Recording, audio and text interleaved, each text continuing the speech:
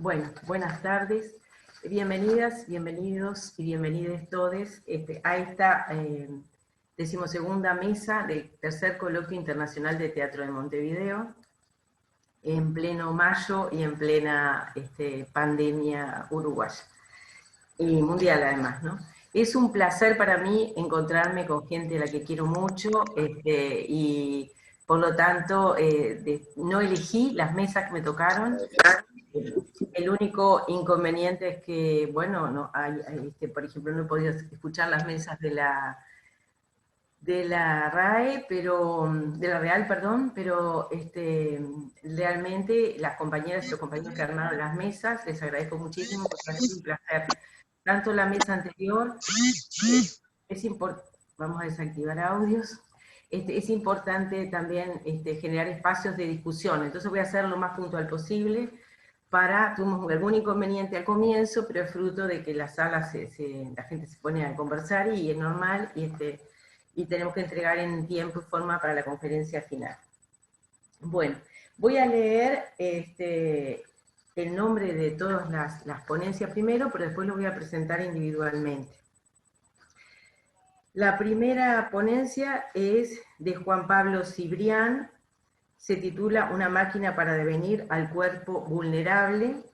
La segunda, de Gastón Smuch, del texto dramático a la construcción de una ficción sonora en Cara de Fuego, de Marius von Mayenburg.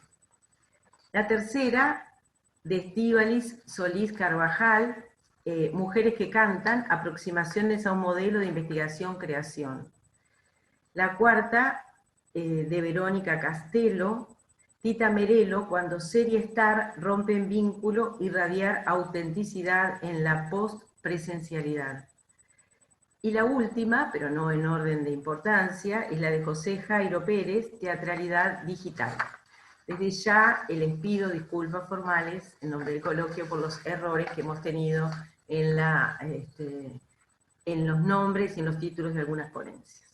Así que comienzo presentando la ponencia de Juan Pablo Cibrián.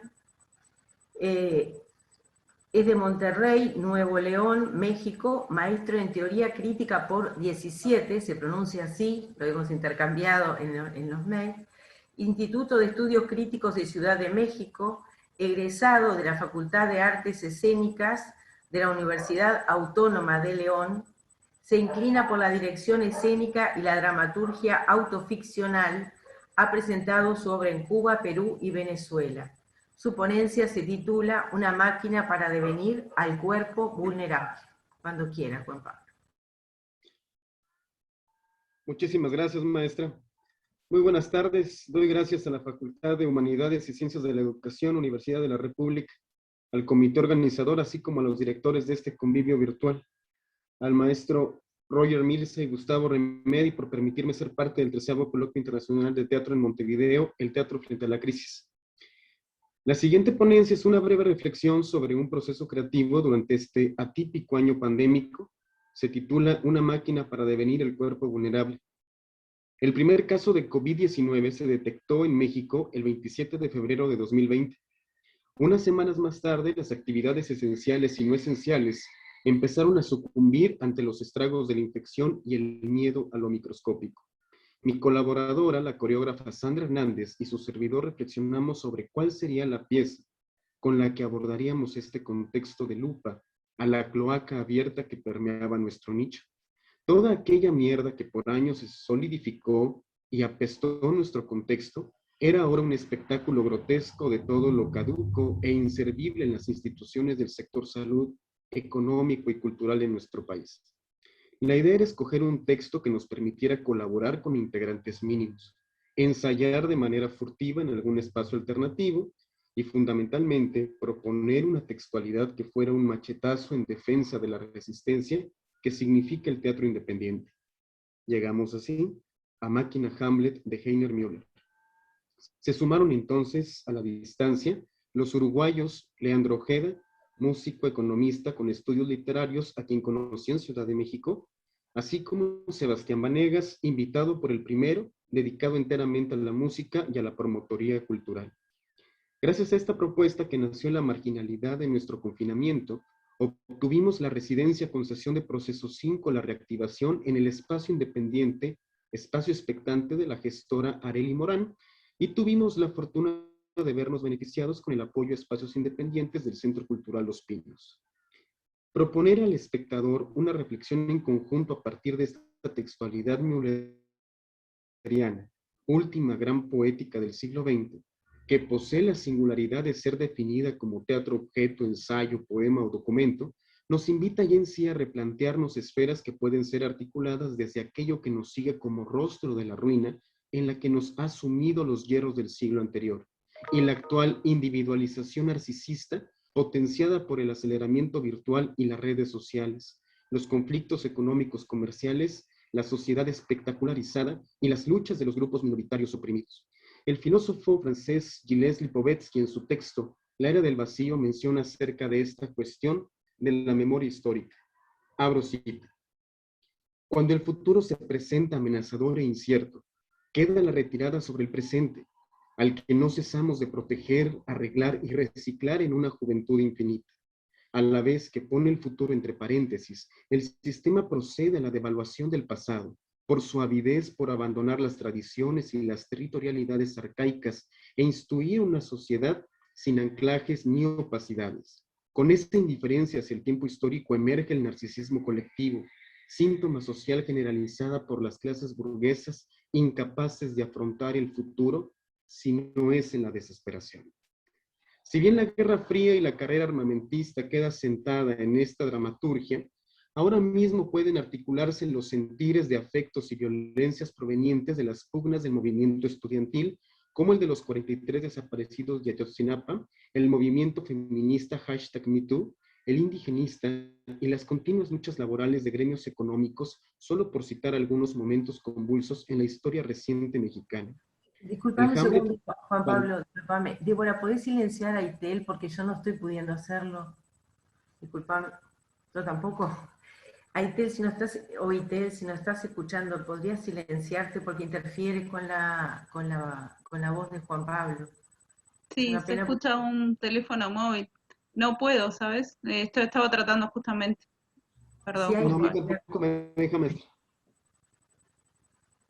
¿La conoces? No.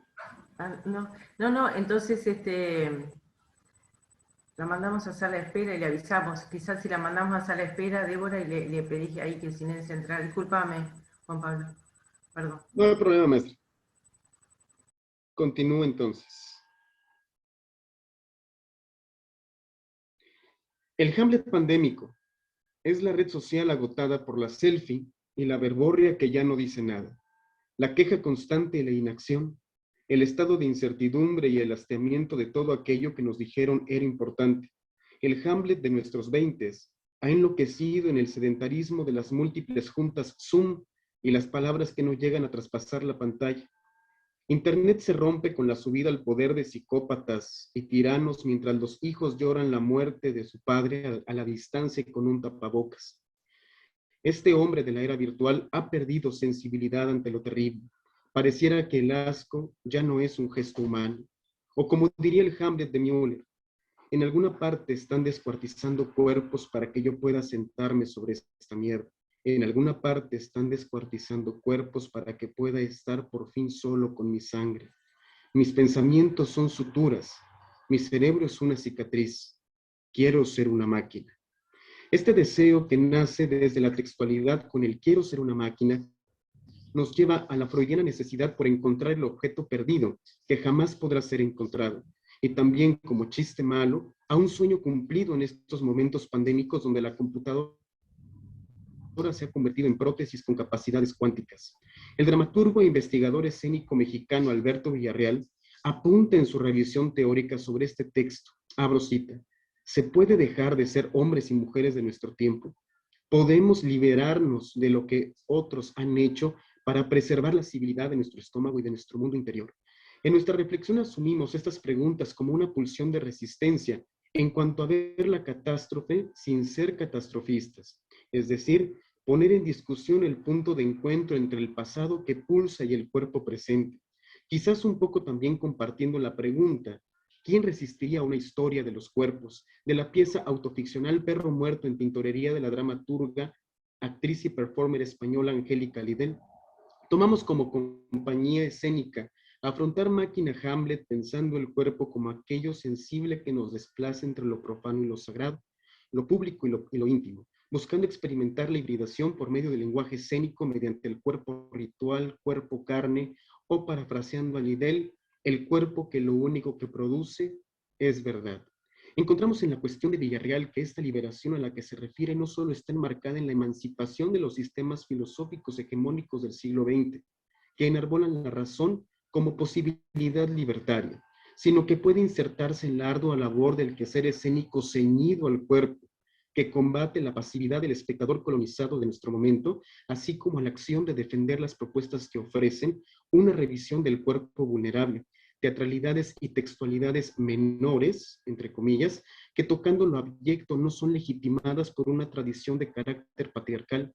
Müller retrata esta violencia hacia lo que es diferente y subordinado en el personaje de Ofelia como la vengadora del cuerpo, un cuerpo que se muestra en un striptease y deviene en un Hamlet trasvestido, un cuerpo preñado de los diálogos mutilados herencia de Beckett. Cito, yo soy Ofelia, aquella que el río no contuvo, la mujer colgando de la soga, la mujer con las arterias abiertas, la mujer de la sobredosis, la mujer con la cabeza en el horno, nieve sobre sus labios. Ayer por fin dejé de suicidarme.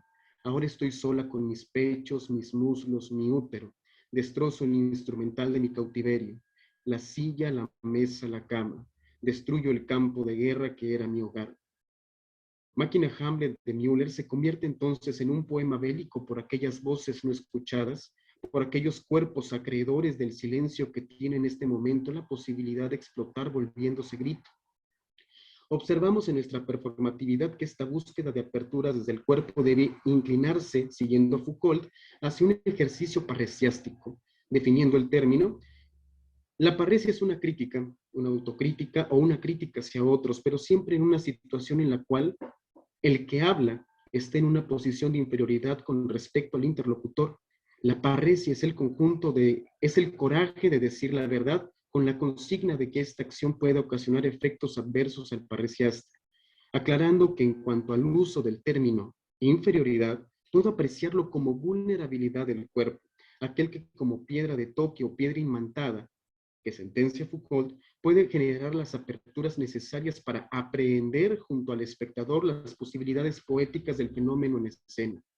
En su ensayo Por una teatralidad menor, el teórico teatral y dramaturgo español José Sánchez Sinisterra refieren tanto a las posibilidades del actor y el espectador y su necesaria relación de copresencia que puede articularse esta acción de generar huecos para el convivio. Abro cita.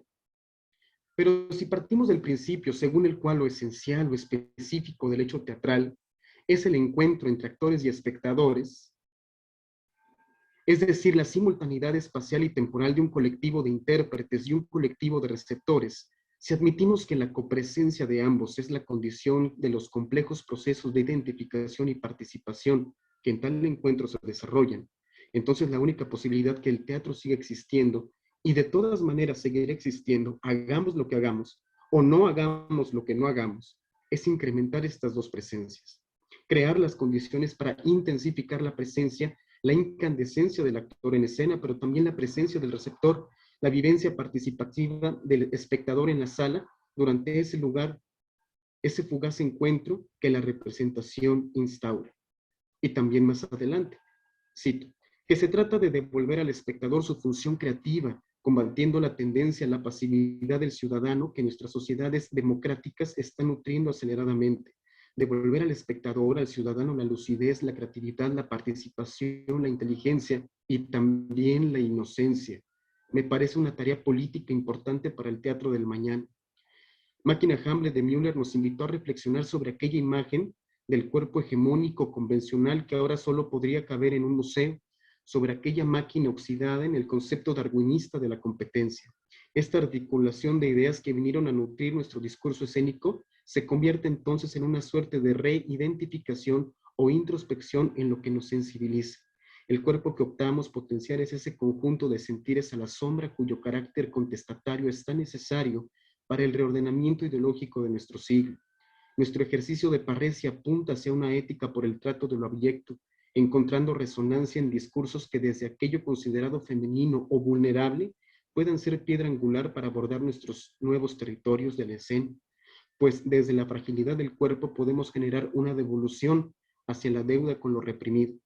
Como ejemplo de la herencia de Müller, encuentro resonancias del personaje de Nasima, de la obra ya citada de Angélica Lidell, como una continuación, evolución de la Ofelia mülleriana, donde podemos encontrar este devenir a micropoéticas que se perfilan como textualidades de la vulnerabilidad. Abro cita, Nasima. ¿Sí? Es más fácil pensar que soy un tópico. Es más fácil pensar que el enemigo es un tópico. Es más fácil pensar que las víctimas son un tópico. Gracias a que yo soy un tópico, vosotros no lo sois. Es más fácil ver cuerpos ensangrentados de musulmanes que cuerpos ensangrentados de europeos o norteamericanos. Por eso soy un tópico. Hacen falta muchos cadáveres. Hacen falta 5 años de violencia ininterrumpida para convertirse en tópico. A partir del 1.000.000 de muertos te conviene definitivamente en un tópico, en obviedad, en estereotipo, en panfleto, en lugar común. La obviedad mata a hombres. Gracias al 1.000.000 de muertos ya he conseguido ser un tópico. Y Europa puede morirse de aburrimiento. El estreno de nuestra pieza ocurrió en enero de 2021, en un espacio en blanco con 10 personas como público, siguiendo las medidas sanitarias y su sana distancia. Al 13 de mayo, México registraba 219.590 muertes. Hoy en día, aparecen imágenes de conciertos presenciales de rock en Wuhan, epicentro de la pandemia en 2020, y en algunos países manifestaciones que se oponen a la vacunación. Pensar la catástrofe sin ser catastrofista se trata no solo de sobrevivencia, sino de generar aperturas donde no las hay, apreciar en la crisis tierra fértil para exponer desde la escena cuerpos solidarios, vulnerables, críticos. La máquina Hamlet de Müller es una invitación a corregir y desacelerar, por apreciar la fuerza de lo suave y dar luz a lo que está en las sombras. Y también una prueba dolorosa por decirnos que aquello que era importante, quizás no lo sea más. Muchas gracias. Es el fin de mi primera intervención. Muchas gracias, Juan Pablo, y muchas gracias además por adecuarte exactamente a lo estipulado, ¿no? 10 minutos con opción a 15 si fuera necesario. Pero vamos a presentar ahora entonces a Gastón, creo que el orden es el que corresponde. Gastón Smuch, te agradezco que me hayas explicado cómo pronunciarlo, porque probablemente lo hubiera hecho mal. No hay problema. Gastón es licenciado en Dirección Escénica, egresado de la Universidad Nacional de las Artes de Buenos Aires, Argentina, actor y docente, becario del Instituto Nacional del Teatro e integrante del Grupo de Investigaciones Escénicas y Performáticas, que pertenece a su vez al Instituto de Investigación en Teatro del Departamento de Arte Dramático de la Universidad Nacional de las Artes. También es integrante de la Comisión de Géneros y Diversidades de la Asociación de Profesionales de la Dirección Escénica Argentina. Su ponencia se titula Del texto dramático a la construcción de una ficción sonora en Cara de Fuego, de Marius von Mayenburg. Adelante, cuando quieras. Bien. Antes que nada quería agradecer a la Facultad de Humanidades y Ciencias de la Educación de la Universidad de la República Uruguaya y a la comisión organizadora del 13º Coloquio Internacional del Teatro de Montevideo por darme esta posibilidad. La pandemia mundial por el COVID-19 dejó en un potencial suspenso la actividad teatral. El sector cultural recibió un fuerte golpe. Según informe del censo realizado por APDEA, la Asociación de Profesionales de la Dirección Escénica de Argentina, y publicado por esta en su página web en octubre del 2020, en un total de 883 obras censadas de todos los circuitos, independiente, comercial, oficial y mixto, se suspendieron 351 estrenos. 421 obras vieron suspendidas funciones que ya habían sido programadas en salas y 61 espectáculos tuvieron que suspender sus giras, afectando esto un total de 5.637 artistas. La imposibilidad de un convivio presencial hizo que, quienes nos desarrollemos dentro de la profesión, tuviéramos que buscar otras posibilidades para poder hacer y circular nuestros materiales producidos y buscar alternativas para poder accionar en la materialización de nuevos proyectos. A su vez, y dentro del sistema educativo universitario artístico, esto tuvo un doble impacto. No solo se vio afectado el desarrollo de las clases presenciales, sino que también las muestras y los proyectos de graduación se vieron frenados, aun cuando muchos de estos proyectos arrancaron sus inicios pre-pandemia. En el caso puntual de la licenciatura en Dirección Escénica de la Universidad Nacional de las Artes, la inscripción al proyecto de graduación comienza con la presentación de una carpeta de producción en la que se debe incluir comprobante de derechos del texto dramático elegido, ficha artístico-técnica, descriptivo de puesta, desarrollos conceptuales y bocetos de escenografía y vestuario. Por esto es que quienes deciden embarcarse en el proyecto de graduación deben llegar al momento de la inscripción con un trabajo plantado, por lo menos. En el caso puntual de Cara de Fuego, la conformación del grupo de trabajo y los ensayos presenciales ya habían arrancado 6 meses antes, es decir, en septiembre del 2019. Desde que el distanciamiento social preventivo y obligatorio, DISPO, fue declarado por el Gobierno Nacional en todo el territorio del área metropolitana de Buenos Aires, el AMBA, los ensayos de Cara de Fuego continuaron, pero en forma virtual, aún no teniendo en claro cómo se llevaría a cabo todo. Pero la pulsión de producir era y es más importante. Ensayamos por plataformas como Zoom y Meet, y así fueron sucediéndose. La dinámica de estos ensayos también fue modificándose. Al principio realizábamos lecturas de textos, intentos de pasadas, pero la pregnancia de lo que se veía, estas pantallas con grillas y ventanas, no permitía conformar una escena única. Entonces un día acordamos comenzar a ensayar a cámara apagada, tratando de trabajar esa unidad mínima, la voz. Lograr que se constituya la escena haciendo desaparecer todo lo que nos alejaba. Tratando de hacer foco, como si intentáramos ver por un microscopio ficcional. Prendíamos la cámara solo al finalizar para poder charlar sobre lo acontecido en el ensayo. Y algo empezaba a pasar. Transcurridos casi 4 meses de freno e incertidumbre, la Universidad Nacional de las Artes se contactó con los graduandos para poder ofrecer como vía alternativa la posibilidad de virtualizar los proyectos de graduación. Es decir, que la propia universidad, haciendo eco de la situación pandémica, pero a su vez buscando posibilidades y vías alternas para que sus alumnos pudieran egresarse.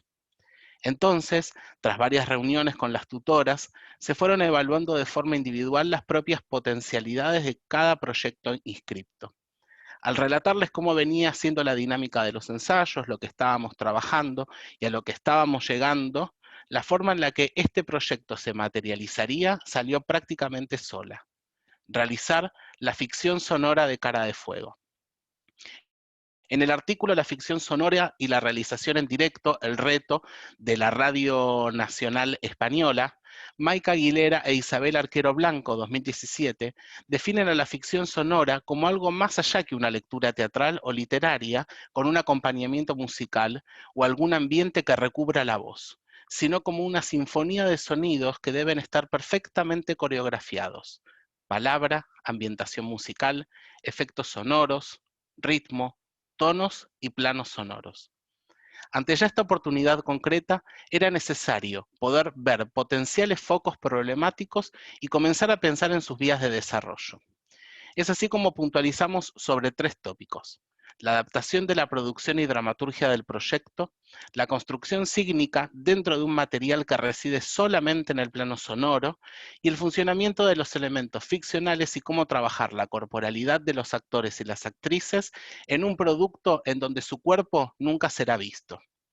Iram Gallardo Suesnavas, 2016, en su trabajo de titulación Adaptación sonora de un cuento de ficción, propone una estructura de trabajo para realizar el traspaso de un material literario, en ese caso un cuento, a una ficción sonora. En dicho trabajo, el autor plantea un manual metodológico de trabajo, una guía en el camino de la adaptación y producción de este. Allí describe todos los ítems relacionados a la pre- y postproducción de una ficción sonora. Definición de un concepto general, personajes, ambientación física, ambientación emocional, música, creación del guión técnico, casting de los actores, planificación de las sesiones de grabación, edición y postproducción. Estos podrían también estructurar el diseño de una puesta en escena presencial, ya que muchos de estos momentos también coinciden en ambos con el desarrollo de una puesta presencial. En el caso particular del armado de la ficción sonora de Cara de Fuego, parte de este camino fue allanado, ya que, como ya he mencionado, el proceso de trabajo había comenzado el año anterior de forma presencial, con el objetivo de poder llegar a una puesta en escena. Al decretarse la pandemia mundial y la etapa del distanciamiento social preventivo y obligatorio, nos vimos obligados a tener que repensar la forma de ensayar, pero teniendo atrás un bagaje de información y tareas ya realizadas que se sumaron a todas estas nuevas experiencias. Pensando específicamente en los elementos ficcionales y sus fricciones, retomaremos a Serrano, 2004, para ver cómo cuadra y se articula el concepto de organicidad en la construcción del relato ficcional. En el apartado Vivencia u Organicidad de su nueva tesis sobre Stanislavski, define la organicidad como el momento en el que el actor ha movilizado, desde el punto de vista del personaje, los tres niveles esenciales: intelectual, físico y emocional, no debiéndose trabajar por separado, sino los tres conjuntamente. Es decir, que el actor, situado en este doble rol actor-personaje, debe motorizar los tres niveles para poder lograr la organicidad en su interpretación. Ahora, y adentrándonos nuevamente en la producción de la ficción sonora, el cuerpo no se ve, pero el que no se vea en el producto final no significa que el actor no deba accionarlo y ponerlo en juego. Por ejemplo, en Cara de Fuego, hay escenas en donde los personajes comen. En estas escenas, los actores estaban realmente comiendo, bebiendo y manipulando vajilla. En las escenas de violencia, hubo que buscar objetos que reemplacen la manipulación de ese otro cuerpo que debían violentar y que no tenían cerca. El objetivo era permitir que los actores pongan en juego el nivel físico escindido. Fue necesario realizar una adaptación del texto dramático al guión de una ficción sonora. Esto conllevó a un doble trabajo. Por un lado, seleccionar escenas representativas en las que se focalizó el avance del conflicto, eliminando subtramas dada la extensión del texto original, y en paralelo ir armando un guión técnico. Allí se plasmó un desguace de escena por escena de todo lo interviniente, además de las voces de los actores. Al poder contar con ensayos vía Zoom grabados, hizo que pudiéramos tener un registro sonoro de todos los ensayos. Y gracias a estos registros pudimos armar inicialmente una estimación de la duración total del proyecto, el que terminamos separando en 3 capítulos de igual duración para poder facilitar su escucha. Sobre todo teniendo presente que como espectadores en líneas generales no estamos acostumbrados a este tipo de productos. Por otro lado, el contar con este registro también nos permitió una mayor capacidad de seguimiento dentro de la obra y una correcta planificación al momento de la grabación. Larson Guerra, 2010, propone en su texto Pensar el sonido, un análisis del lenguaje sonoro cinematográfico. Allí plantea una dinámica de dialéctica transformadora entre la imagen y el sonido. Abro cita. Así como nuestra percepción y valoración de la imagen son determinadas en buena medida por los sonidos que acompañan, lo inverso también es cierto. Los sonidos que escuchamos al estar viendo una película son percibidos y valorados por el espectador de una manera diferente a si solo los escuchara. Y así como el sonido nos permite manipular mejor la imagen, al funcionar como conductor de la narrativa y garante de la unidad espacio-temporal de manera correspondiente, lo que se hace con la imagen determina en gran medida lo que se puede hacer con el sonido. Tom parte de la idea de que, si la imagen es 100% explícita, si describe todo o intenta hacerlo, entonces los elementos sonoros tienen poco espacio para moverse. Se ven obligados a ser esclavos de la imagen. Lo que se mueve, se oye. Esta idea está íntimamente asociada al hecho de que muchas películas están habladas y musicalizadas del principio a fin, lo que sumado a lo explícito de la narrativa visual prácticamente no deja resquicios para los demás elementos sonoros. Cierro cita. Ahora, en la construcción de un relato sonoro, uno de esos planos está ausente. Al no tener imagen, quien motoriza la acción son los diálogos. Dentro de una ficción sonora, la presencia de la voz hablada oficia de información prosódica.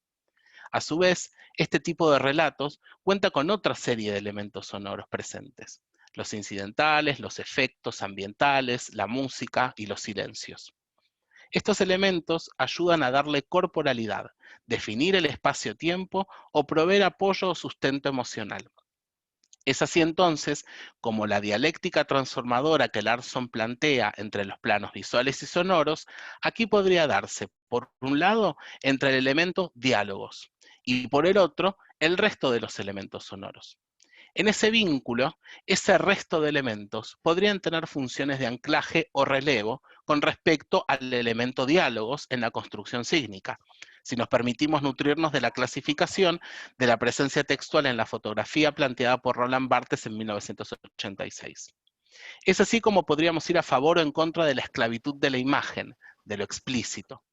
Pero a su vez, no podemos olvidarnos que somos seres preponderantemente visuales, y que al no tener ese plano, el oyente necesitará de mayor anclaje para poder reemplazar ese plano escindido y entender lo que está sucediendo, o por lo menos de entrada, para que se establezcan los códigos de interpretación.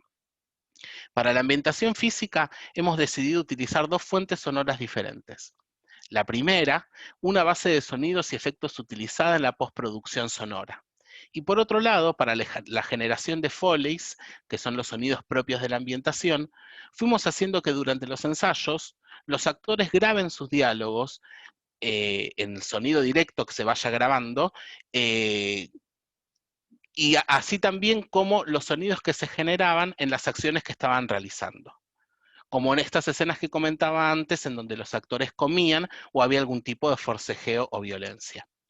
Luego, en la postproducción, pudimos contar con todo ese material al momento de editar. Fue así como en muchas escenas de comida se buscaba jugar con lo asqueroso, entonces, por ejemplo, aplicábamos reverberancias a los sonidos de masticación o se agregaban sonidos de animales para ir componiendo, o incorporando a algunos momentos de monólogos algún tema musical con ciertas distorsiones.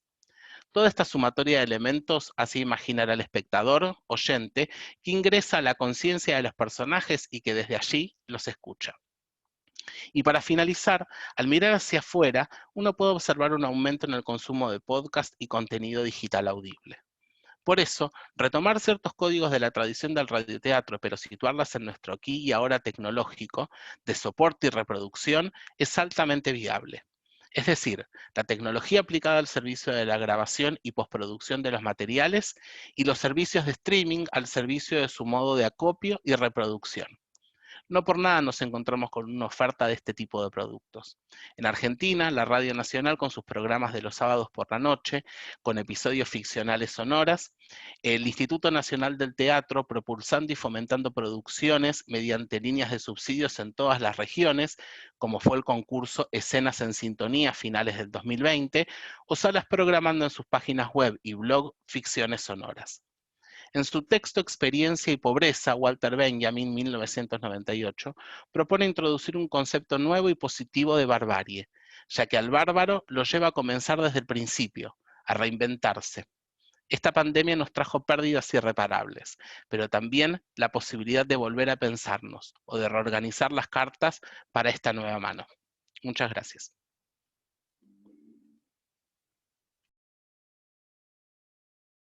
Bueno, gracias a vos, Gastón, por la ponencia y además por respetar el tiempo que nos permitirá generar un espacio de debate al final. Presento ahora, con mucho gusto, a Estíbaliz Solís Carvajal. Ella va a... leo la presentación, que tuve que exigirle que la hiciera más extensa, porque lo había hecho demasiado breve, atentando contra su propia presentación. Es filóloga clásica por la Universidad de Costa Rica, actriz del Taller Nacional de Teatro de Costa Rica, especialista en gestión cultural de la UDELAR, magíster en Ciencias Humanas, opción Teoría e Historia del Teatro, también por la UDELAR, y doctoranda en Artes, mención Estudios y Prácticas Teatrales de la Universidad Católica de Chile. Dramaturga y directora en el colectivo La Tijera, y docente e investigadora en la UDELAR. Bueno, la ponencia de Estíbaliz se llama Mujeres que cantan, aproximaciones a un modelo de investigación, creación, y va a hablarnos esta vez desde Chile. Hola, buenas tardes. Muchas gracias, Lucía y compañeros presentes. Me acompaña también del colectivo La Tijera Paola Larrama. Ella va a compartir las imágenes mientras yo voy conversando la ponencia. Entiendo que está habilitada, ¿no? Sí, ya está habilitada la función. Muy bien. Paola, cuando quiera, en el momento que quiera y cuando se terminen las imágenes, igual puede dejar de compartir. No coincide estrictamente, es ilustrativo. Bueno, un segundito. Ahí está. Mujeres que cantan hacia un modo, cambié modelo por modo de investigación-creación. Mujeres que cantan parte como una investigación artística que permitiera el desarrollo de una obra en los intersticios entre el teatro, el performance y las artes visuales. De modo general, efectivamente, la investigación dio lugar a un montaje escénico multidisciplinario, Site Specific en el cruce de estos lenguajes. Mujeres que Cantan tuvo una temporada presencial en una casona patrimonial restaurada en la Ciudad Vieja en noviembre del 2020. Es decir, el impacto específico de la contingencia no radica en este caso en la incorporación en la obra de aspectos temáticos o discursivos en relación a la pandemia o modalidades de participación del público orientadas exclusivamente por las restricciones sanitarias. Entonces, la contingencia sanitaria atraviesa el proceso de investigación del mismo modo en que lo hace, en general, el contexto de creación y producción de una obra artística, imponiendo condiciones de posibilidad, físicas y simbólicas. Estas condiciones de posibilidad, en tanto nos encontrábamos mundialmente atravesados por la incertidumbre, aún hoy, no podían sino ser extremas y convocantes simultáneamente del arte y de la vida, cosa que además ya venía pasando con el trabajo del colectivo por la comprensión de los modos de hacer y de los procesos como componentes de las obras. En ese sentido, me interesa plantear dos asuntos. En primer lugar, cómo el contexto específico demanda una profundización de las reflexiones en torno a los propios modos de hacer y las diversas relaciones de esos modos con su época, no como una invitación natural al tránsito de soportes o la incorporación de medios específicos, sino como parte de la pregunta sobre la obra misma y sus condiciones de posibilidad. En segundo lugar, como consecuencia de las reflexiones surgidas a partir de lo anterior, presentaré un modo específico de investigación-creación surgido del proceso de Mujeres que Cantan y que considero podría aportar a la discusión acerca de la especificidad de la investigación artística, lo metodológico y en lo epistemológico.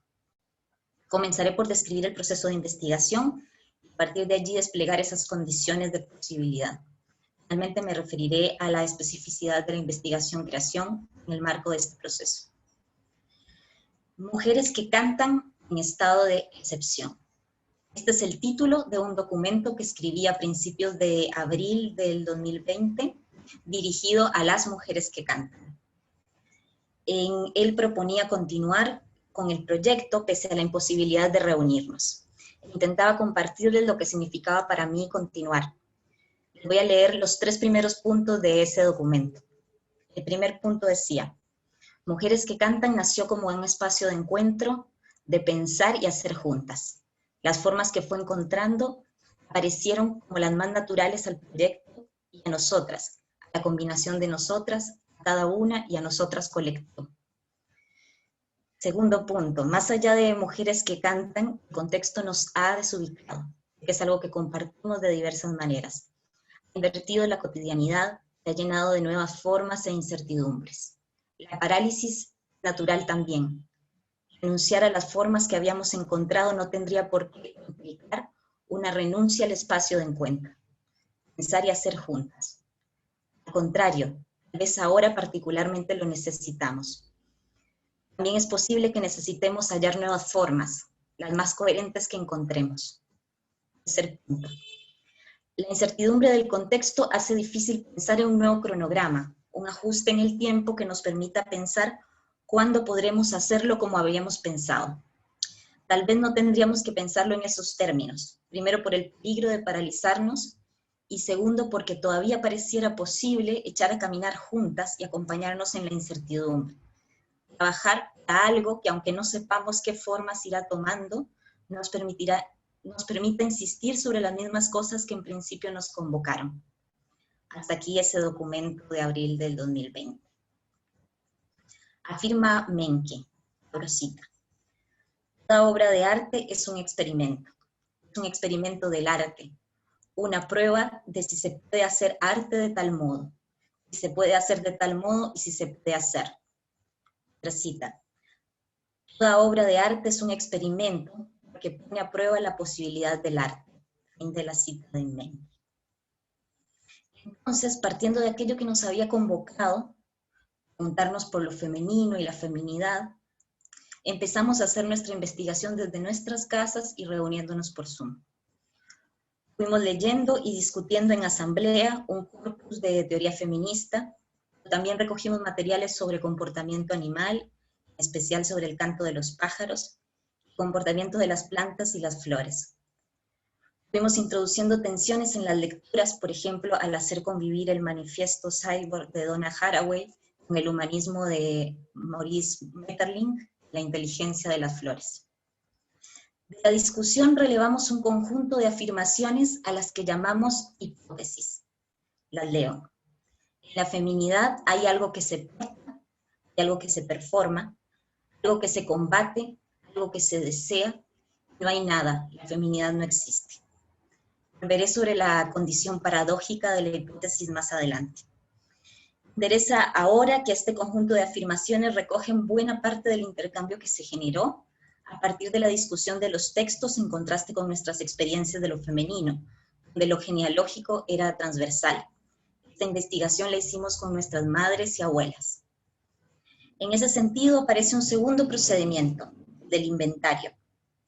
Afirma Rancière, cito: repoblar el mundo de las cosas y capturar su potencial de historia común, el arte crítico disolvía en signos manipulables.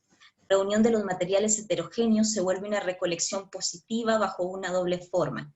Se trata, en primer lugar, del inventario de los rastros de la historia, objetos, fotografías o simplemente listas de nombres que dan testimonio de una historia y un mundo comunes. Fin de la cita. Así fueron apareciendo objetos que podían ponerse en relación con relatos de esos mundos femeninos que se vinculaban con nuestra genealogía, pero también con referentes artísticos e intertextos. Agnes Varda, Virginia Woolf, Ida Vilariño, Violeta Parra, Marosa Di Giorgio, entre otras. Se levanta entonces un acervo particular que contiene tanto archivo, visto por los inventarios, como repertorio de prácticas corporalizadas, por ejemplo, la costura y el bordado, el cuidado de las plantas o la hora del té. Nos hacía ingresar a nosotras mismas en ese continuum histórico y performativo del tiempo. Más que línea, propusimos como bordado. ¿Qué hacer con ese archivo y ese repertorio? Pero sobre todo, ¿qué hacer con los modos de femenino que convocaban? La búsqueda fue probar dos operaciones: su afirmación y su interrupción. Una a la vez o las dos juntas, cada habitación lo propondría. Estas operaciones surgen del proceso de discusión de teoría feminista, específicamente a partir de la lectura del libro Nudos Feministas de Alejandra Castillo, central en la investigación. Castillo señala, cito: siempre hay más de un feminismo. A pesar de la complejidad que implica, el feminismo es una política de lo múltiple, evoca sentidos y da refugio a diferentes tipos de prácticas y agenciamientos. Tomemos, por ejemplo, dos sentidos y dos prácticas diversas del feminismo. Llamaremos a una política de la acción afirmativa, mientras que, por el momento, designemos a la otra como política de la interrupción.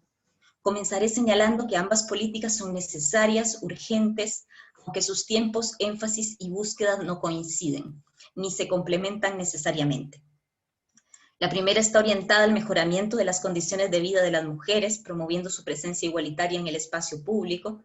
La segunda está encauzada fundamentalmente al enjuiciamiento crítico de los relatos patriarcales, sean históricos, filosóficos o antropológicos, que constituyen la trama moderna de la política. Fin de la cita de Castillo. Volviendo a Menke, en este caso, habría que probar si era posible trabajar sobre una afirmación y una interrupción, una a la vez o simultáneamente, pero no de manera discursiva, sino a partir de los materiales mismos, a partir de los objetos, los modos escénicos y los dispositivos que conformarían cada habitación. La búsqueda a partir de allí fue el trabajo sobre las materialidades mismas, tanto de los objetos que integraban los inventarios como de los modos escénicos para la intervención de estos objetos. En un punto creo que la modalidad de trabajo virtual nos puso desde el principio de cara con el problema de la composición escénica en el cruce de lenguajes, no para hacer una obra virtual, sino para pensar y convocar procedimientos donde se encuentren el teatro, las artes visuales y el performance, que se dispondrían en una experiencia teatral, esencial, ritual. La presentación de los materiales a la asamblea de mujeres, me refiero a las reuniones que hacíamos por Zoom, obligaba a la pregunta sobre el aparato expositivo, sobre la perspectiva, sobre los formatos y los medios. Así convivieron presentaciones en PowerPoint, con montajes sonoros, con esquemas en un pizarrón físico, con audiovisual, y con recorridos por espacios y objetos con un punto de vista subjetivo, por ejemplo. Dentro de este proceso, atravesado por la contingencia sanitaria, Mujeres que Cantan se configura finalmente como una investigación artística, pero también como un espacio de contención y comunidad, dentro de ese estado de emergencia al que apelaba en el documento que les compartí. Y ese espacio empezó a habilitar, ensayar, no sin tensiones, aquellos aspectos relevantes de una perspectiva feminista que íbamos construyendo con la creación misma. En ese sentido, me parece relevante, a propósito de las condiciones de posibilidad de la obra, la porosidad y apertura de sentido de cada habitación resulta, por supuesto, de la investigación, sobre lo que volveré, pero tiene que ver también con la habitabilidad de la casa, con la contención de nosotras y de las y los espectadores en ese momento donde nuestras casas eran también el mundo. De esta forma, no resulta posible tampoco pensar en un yo que cante dentro de esta casa que canta, sino en un conjunto de autorías que se alimentan entre sí y que proponen a su vez una hospitalidad de la autoría para el público. Afirma la daga, Grosita. Cuando hablo de autoría compleja, me refiero a situaciones en que los artistas, al mismo tiempo que proponen formaciones de lenguaje, de imágenes, de acciones o sonidos que pueden abordarse por sí mismos, las presentan como plataformas o los soportes sobre los cuales otros puedan montar sus propias producciones, que la pieza metabolizará hasta donde sea posible. Fin de la cita. Pero la porosidad y apertura de las habitaciones tiene que ver también con la naturaleza de aquel conjunto de enunciados afirmativos al que llamamos hipótesis. Lo recuerdo, en la feminidad hay algo que se porta, algo que se performa, algo que se combate, algo que se desea, y no hay nada, la feminidad no existe. Creo que la condición paradójica del conjunto radica su productividad. En la investigación científica se entiende que la hipótesis es un enunciado provisorio que orienta la búsqueda, puede comprobarse o refutarse. La investigación artística no puede probar nada más que la posibilidad del arte, volviendo a Menke, y la posibilidad del arte de la manera específica que la obra crea. Es la condición paradójica de nuestra hipótesis la que habilita, a mi parecer, a habitar la complejidad de los asuntos en juego sin su definición última, organización absoluta o adelgazamiento. La coexistencia de afirmaciones e interrupciones que nos contenga a todas. Si aparecía, por ejemplo, en la descripción de A Room of Her Own, la habitación de Paola Larrama. Escribir una historia de amor que reescriba todas las historias de amor, incluso con sus palabras. Finalmente, es el modo particular en que esta hipótesis paradójica ingresa en la investigación lo que terminaría para mí de inscribir su especificidad dentro de la investigación artística. Buscará permear materialidades, objetos, modos escénicos y dispositivos, formas, porque la hipótesis fue construida en el marco de un lenguaje, el verbal, y buscará integrarse en múltiples lenguajes, sin pretender concluir nada de ello. La única conclusión posible son formas, relaciones entre esas formas y relaciones de las miradas las nuestras y las del público, con esas formas.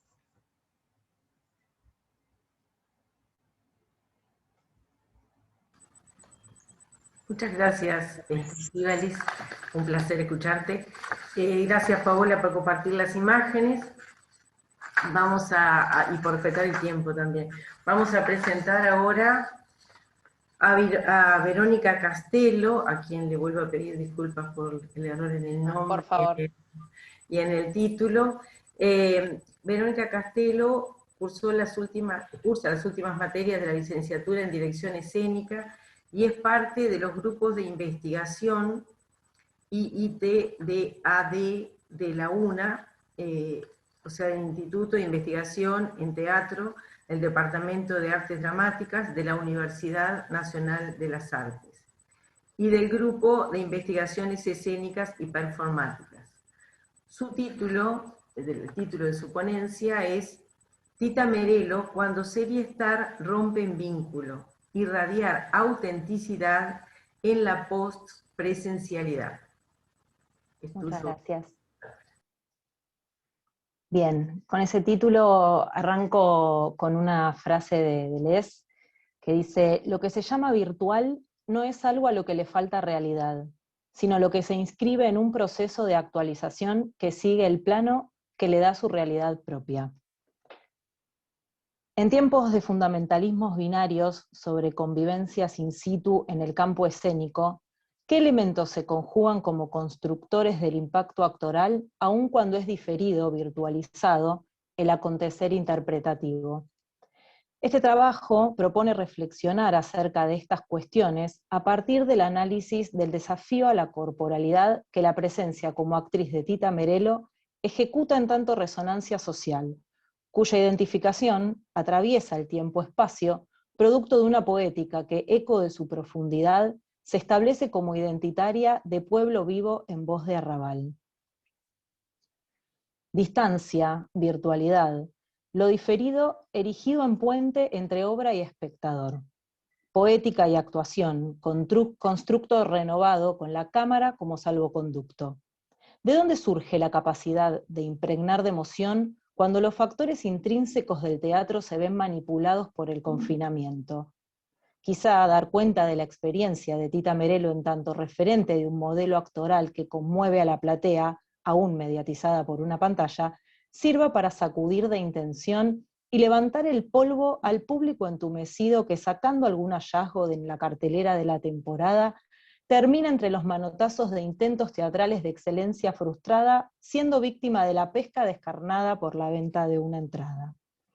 No hace falta resaltar que el teatro vive con su muerte en permanente vaticinio, y sin embargo continúa. Tampoco es necesario recalcar que es más de la deseada la cantidad de gente que asiste a él, virtual o presencial, fruto de una depredación entre conocidos que se autoinvitan a sus espectáculos y así van llenando sillas de la función. ¿Cómo es posible, entonces, sembrar el deseo genuino de un encuentro teatral? Es probable que el talento personal sea el anzuelo perfecto, pero más aún lo será si es posible multiplicar ese talento. Por lo tanto, dejando de lado cuestiones referentes a las dramaturgias, analizar el caso de Tita abre un juego social que bien merece una mirada que traiga a la actualidad algunas concepciones.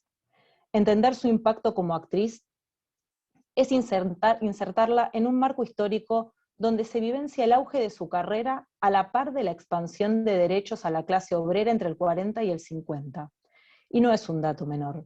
La Merello será mayúscula en tanto reflejo de un sector que siente con ella sus alegrías y sus penas, que abrazará su desenfado, su ruptura a la modosidad y su talante enérgico.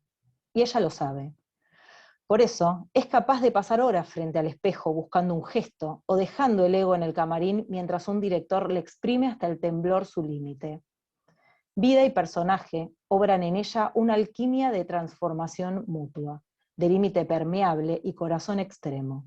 El público sabe de sus dolores, de sus conquistas, de su barro y su salto desde el llano.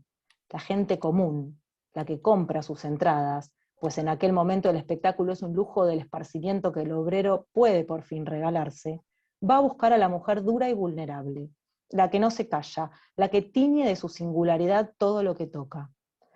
La industria del cine vive en este periodo un proceso de consagración que no es espontáneo ni casual, sino fruto de políticas protectoras y estimulación mediante créditos, sumados a la renovada capacidad económica de la familia obrera y su participación en el circuito del entretenimiento. Esto permite dar cuenta de la empatía surgida con los protagonistas del melodrama por parte de esos nuevos espectadores que se veían por fin a sí mismos representados en el firmamento artístico. En este contexto, Tita Merello, que en el inicio de su carrera no sabía leer ni escribir, a quien las heladas del campo y las del previo orfanato le habían congelado la debilidad, se hacía a pura intuición. Domadora del drama y la comedia, con la cintura de quien bailó con las duras de la vida y resurgió de sí misma para contarlo, construyó sobre pilares propios esa usina productiva de actuación que desplegó en cada pincelada de sus creaciones. La fuerza de una personalidad que no escondía su pasado, imprimió lo canyengue, el arrabal, esa agresividad propia de quien se abre paso a puro taconeo valiente. Autodidacta, nutrió su saber de calle con la experiencia sobre las tablas, hizo acopio de recursos donde concilió la nueva imposición del realismo con la vieja tradición a partir de la caricatura interiorizada, conformando un gestus social que imprimió cercanía con ese público que por encima de cualquier ficción hacía íntima su hondura de sentimientos. Aún sin cursar estudios teatrales específicos como respaldo, la pasión por la tarea, o quizá por la amenaza fantasma de vivir trabajando para no perder lo conseguido, la llevaron a defender su labor desde el accionar escénico mismo. Es por ello que determinar cómo ejerce impacto ese bagaje técnico que se va personalizando como cultivo de habilidades de resonancia es imperante para este tiempo postpresencial, donde vibrar la cuerda correcta puede abstraer la mediatización tecnológica y llenar de sentido expansivo los nuevos esquemas ilusorios en pandemia. Hoy se vive un proceso que la historia recordará como marca. Hoy hay una seducción latente al llamado virtual para el encuentro. Pero, ¿hay un análisis que asuma un aprendizaje positivo sobre la realización de productos convocantes desde la autenticidad del deseo de concurrencia del espectador? Una vez más, Tita se configura modelo. Elegida a través de sus obras, se encargó de desarrollar su propio esquema de evolución actoral. Observación, imitación, pero a gran escala, su propia piel como parche de resonancia de aquello que sucedía al pueblo. Por lo tanto, plantearse hoy una impronta similar, donde la política, jamás ajena al arte, se deslice desde la toma de posición, la interrogación a la actualidad o la reflexión analítica, es entender que la actuación es fruto de una materialidad propia. Por esta razón, se vuelve imperante un cuerpo que se mueva en conjunto con un universo cultivado sensorial y emocionalmente, ligado al ritmo de la experiencia del proceso social como señal de un compromiso artístico relevante. Una de las funciones del teatro ha sido siempre ser laboratorio experimental de conductas y situaciones, donde se especula con modelos, donde se suelen anticipar ideas en un registro lateral para que el sentido común se aproxime a ellas. Por lo tanto, este tiempo de sentimientos generalizados, de emociones compartidas, de nuevas realidades, confluyen en un terreno fértil al llamado creativo, a construir un acontecer ajustado a los planteos emergentes que se imponen. Porque el arte también es territorio de respuestas posibles cuando la creatividad juega su mejor carta, y es pactando con ese vínculo que la tarea se vuelve resonante. Tita Merello fue modelo de muchas mujeres que encontraban por primera vez un lugar en la sociedad, visibles como ciudadanas, sufragantes, reconocidas y estimuladas a ocupar roles activos. ¿Cuál es entonces hoy el reflejo que se da desde el escenario a una realidad avasallante? Posiblemente no sea el teatro que agoniza, tal vez quienes lo construyen deban tener la flexibilidad suficiente para danzar esta nueva etapa mientras entregan verdades en las que creen realmente, para las que desarrollen el talento de encontrar su propia técnica en el camino a la autenticidad y dar así a lo teatral un oxígeno vital que haga circular el deseo de abrir las pantallas del planeta. Porque hoy no es requisito residir en la misma ciudad que está emplazada una sala para asistir a una obra, abriendo por lo tanto el espectar a una posibilidad multiplicada.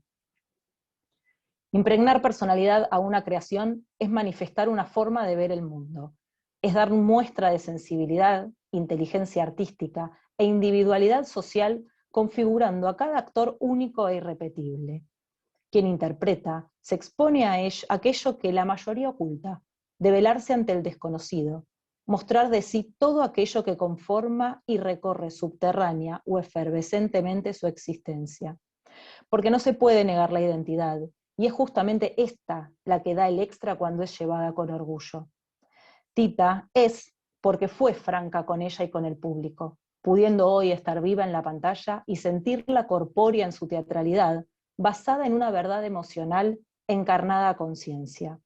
Porque en su base vincular con los espectadores, evidenció la certidumbre que tanto en la actuación como en la vida, la construcción es mutua. El teatro no debe ser tedio, debe aportar con toda su integridad, que hoy muta en soporte material, a intimar con el público, a cautivarlo con el presente que es historia y futuro, a filtrarse en lo contemporáneo como portador consciente de una energía que pueda radiar y estimular, cultivando talento y esfuerzo, comprometido con la realidad para contagiar reflexión y transformar. Es por ello que en estos tiempos complejos, darle al arte escénico la posibilidad de liberar del desasosiego que acecha, tomando las riendas de este desvío de lo instituido, es levantarse en plan revolucionario dentro de un arte que se ha reinventado históricamente. Las presencias, las corporalidades mutadas pueden despertar una nueva lectura de la realidad, producir estímulos, inocular espíritu vivo en el devenir cultural, de manera que esa apertura del espacio inédito invoque a la transgresión del juicio a priori y seduzca en forma y contenido. El estudio de las prácticas espectaculares del pasado es esencial. La historia del teatro no es solo la cisterna de lo antiguo, es también la cisterna de lo nuevo, del conocimiento que una y otra vez ha permitido y permite trascender el presente. Tita Merello se suspende en esa temporalidad propagándose, resurgiendo provocadora, interpelando. Sumarla a las filas intempestivas del hoy es contar con su fuerza superadora y propender al contagio vibrante de esa llama perenne que desde el inicio de los tiempos reúne a su alrededor para iluminar y encontrar lo propio en el fulgor del cuerpo ajeno. Gracias. Muchas gracias, Verónica. También ha sido un placer escucharte. Fui tomando notas para hacer brevísimos comentarios después. Y gracias por respetar el tiempo. Ahora me queda presentar a José Jairo Pérez, es creador escénico, egresado de la UNAM, estudiante de la maestría en Teoría e Historia del Teatro de la UDELAR, ha colaborado en recintos del Instituto Nacional de Bellas Artes. ¡No, espectacular! Disculpen, estas cosas ocurren, ya anulamos el audio. Vuelvo a la última frase, José Jairo, disculpas. Decía, ha colaborado en recintos del Instituto Nacional de Bellas Artes de la Universidad Nacional Autónoma de México y en compañías independientes en México y Uruguay, desempeñándose en diferentes áreas del arte escénico. Actualmente, junto a su colectivo La Internacional Teatro, dirige un proceso de laboratorio para indagar en torno a la teatralidad digital. Y su ponencia justamente se titula Teatralidad Digital. No sé si quieres compartir pantalla o... No, después voy a hacer unos ejercicios con la pantalla, esperemos que se pueda. Bueno, teatralidad digital, y como subtítulo le puse reflexiones en tiempos de la peste. A raíz de la contingencia sanitaria comencé la elaboración de mi tesis que aborda el trabajo del director de escena y para ello entrevisté a 12 directores de diferentes latitudes de Latinoamérica.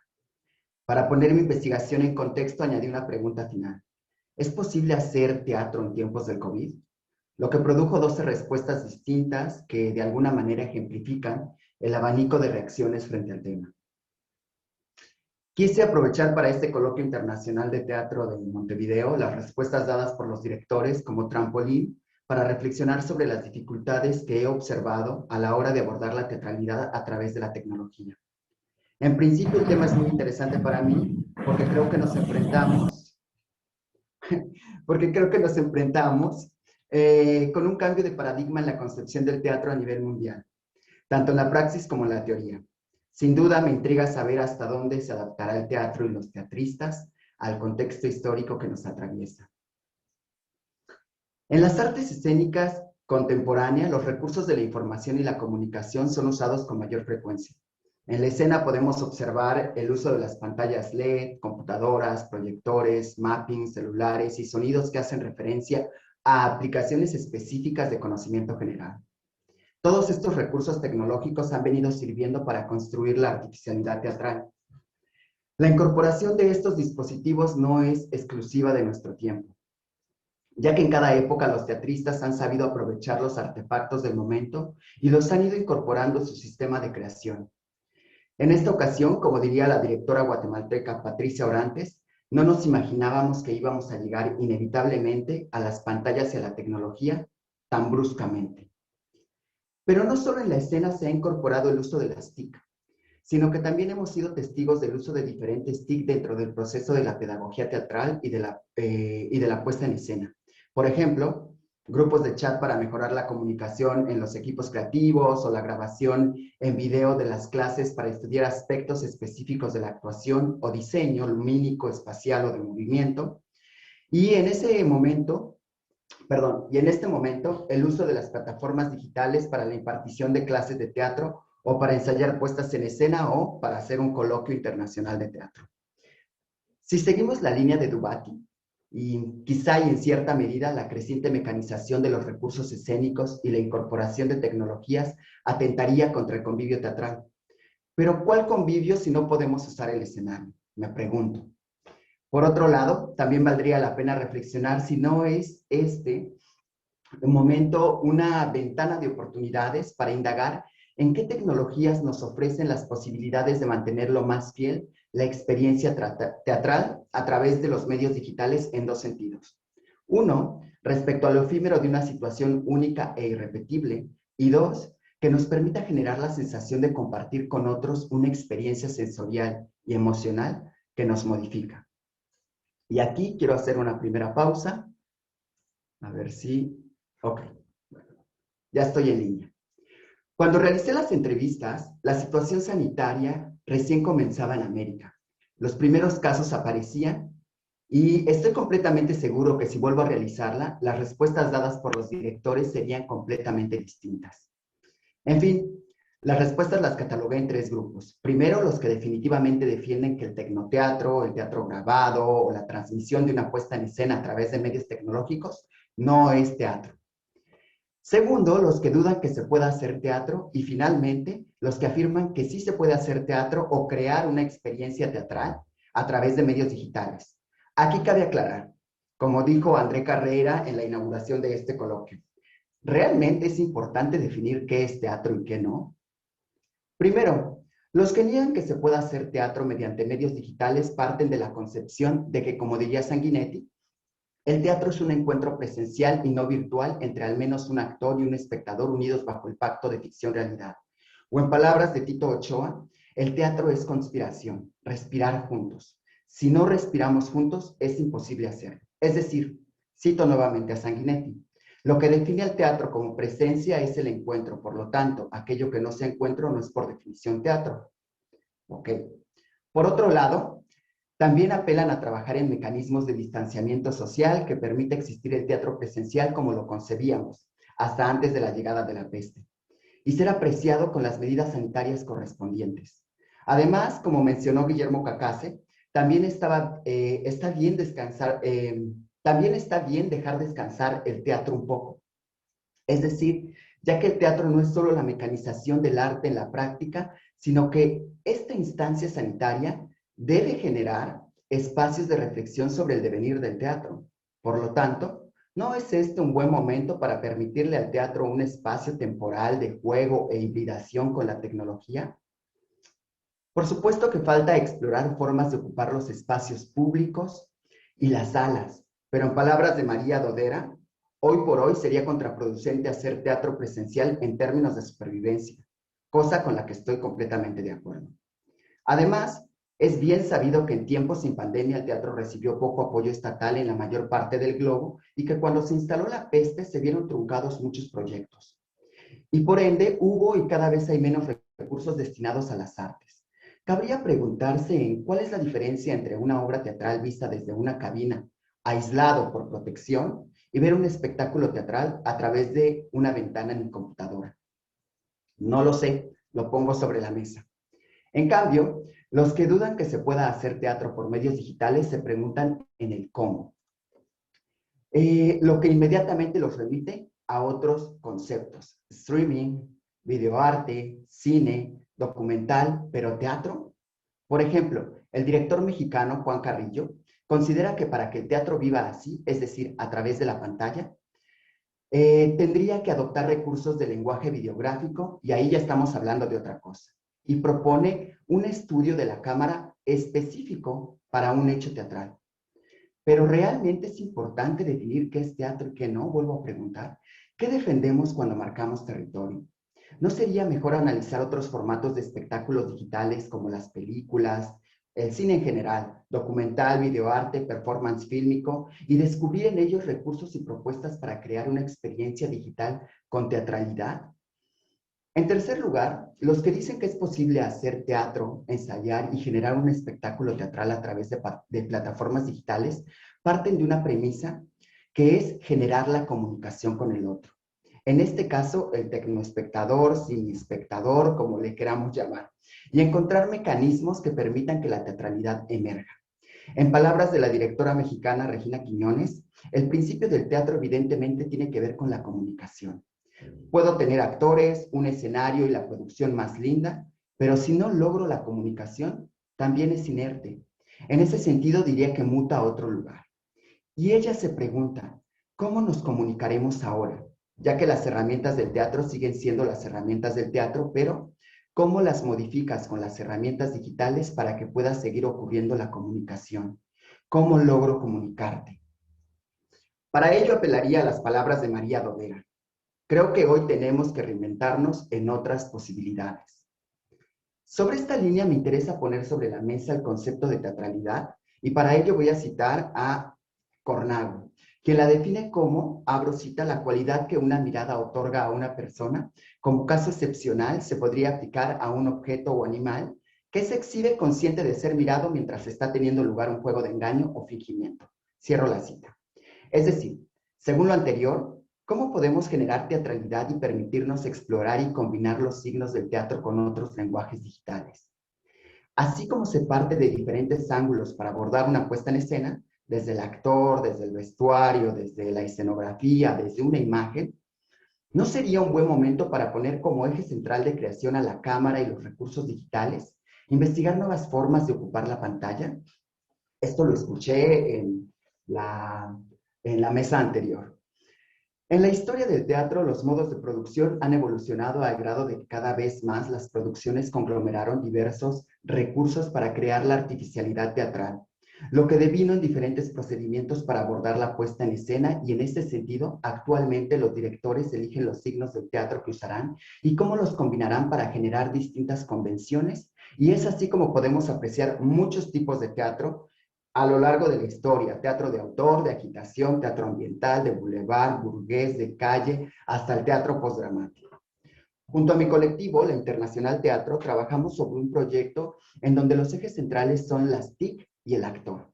Una actriz que usa los signos del teatro para generar convenciones específicas para comunicar y representar algo a través de una plataforma digital, frente a la cámara, con ayuda de la cámara, o haciendo uso de la cámara y demás artificios digitales, con el fin de generar teatralidad de manera consciente y explorar vías de comunicación que nos permita lograr en el espectador estar la mayor parte con nosotros, en donde logremos que su multifocalidad se enfoque en la pantalla.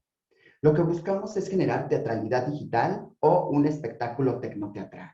No estoy afirmando ni me interesa definir que hacer un espectáculo en medios digitales es hacer teatro. En sí, es hacer un espectáculo pensando que el espectáculo es una combinación de diferentes artes, signos y convenciones.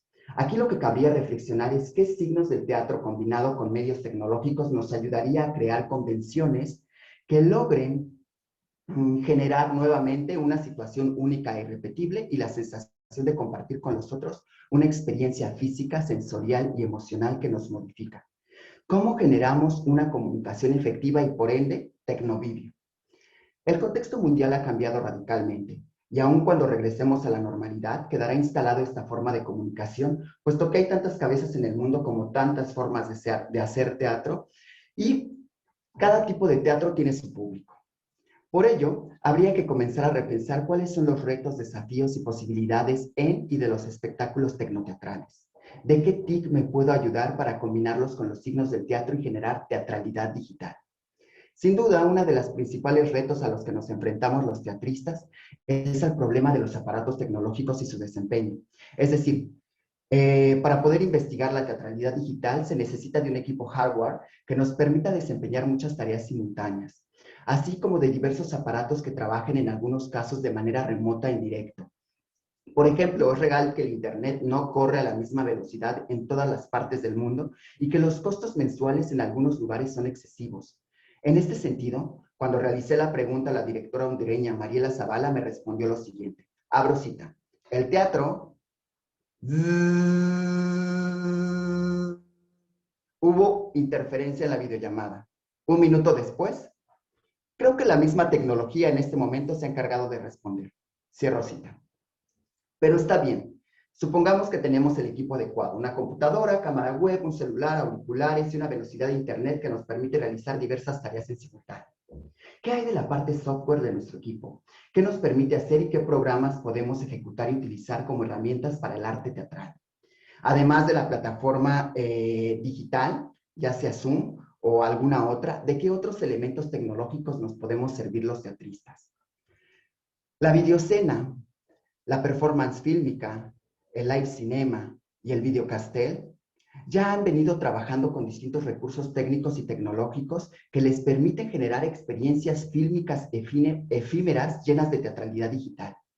Y si bien es cierto, los términos que utilizan para definir su trabajo se encuentran siempre en la liminalidad y se prestan a una controversia de sentidos, ¿no deberíamos adoptar algunos de los elementos propuestos y servirnos de sus ejercicios para comenzar a entender y comprender qué signos del teatro nos ayudarán a generar convenciones acordes en esta transición de teatro presencial al tecnoteatro? Sin duda, todo lo dicho hasta ahora no es sino parte de la transición hacia una nueva forma de abordar la teatralidad digital, todavía falto de terminologías. Otro punto a repensar es la parte técnica, ya que en palabras de la directora bonaerense Beatriz Catani, abro cita, estas herramientas nos dan muchas posibilidades que hay que investigarlas y producirlas. Nos dan la posibilidad de poner en movimiento otras cosas y adquirir contacto con otros lenguajes. Cierro cita. Es decir, así como se ensaya el uso de un vestido de época para representar algunas veces una tragedia shakespeariana, el director deberá conocer qué funciones de X herramienta le servirá al actor para que éste las ensaye hasta transformarlo en una acción orgánica. Bueno, voy a quitar Vuelvo a la realidad.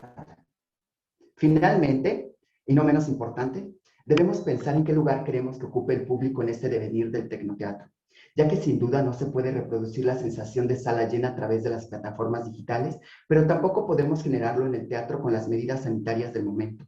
Es decir, que si se busca la masificación en los espectáculos tecnoteatrales, esta no se lograría sino a través de la impersonalización de aquello que se representa en donde no se da cabida al espectador activo, sino a un receptor pasivo. Sin duda, me quedo con más preguntas que respuestas. Creo que lo más importante es reflexionar en los signos del teatro que dan origen al teatro para poder después adaptarlos y combinarlos con las plataformas digitales. Si intentamos reproducir fielmente el teatro presencial en plataformas digitales, considero que estaríamos restando valor al teatro. Solo espero, como expresó Guillermo Cacase, abro cita, que el teatro que se haga cuando todo esto pase, ya que ahora extrañamos tanto la presencialidad, que los cuerpos estén presentes de verdad, porque los cuerpos muchas veces, por más que estén muy juntitos y en el mismo espacio, no están presentes. Cierro cita. Para cerrar mi participación, me remito al lema de Grotowski.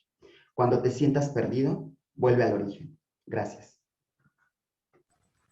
Muchísimas gracias, Jairo, por la intervención y por respetar los tiempos. Bueno, ha sido un placer escucharlas a todos, a todas y a todos. Yo voy a hacer una brevísima síntesis de 3 minutos para generar, como hicimos en la mesa 6, la posibilidad de discusión, ¿no? Entre ustedes, entre los ponentes y entre los participantes. Juan Pablo hablaba de la necesidad de pensar en la vulnerabilidad en cuanto a aquello que atiende lo femenino y lo marginal, apelar también a la memoria histórica, y en un ejercicio parresiástico, afrontar con coraje la verdad, es decir, asumir la catástrofe sin ser catastrofista. En ese caso, él hablaba de algo que también aparece en la ponencia de Gastón, hablaba del asco,